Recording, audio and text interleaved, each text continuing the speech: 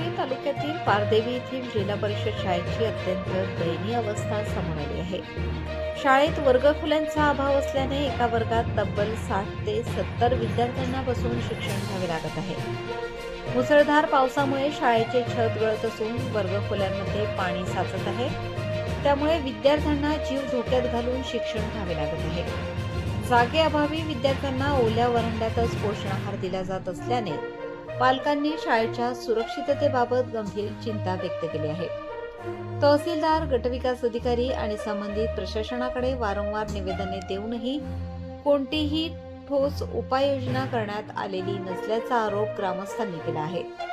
शाळेची तातडीने दुरुस्ती करून नवीन वर्गखोल्या उभाराव्यात, अन्यथा 14 ऑगस्ट पासून आमरण उपोषण करण्यात येईल असा इशारा ग्रामस्थांनी दिला आहे।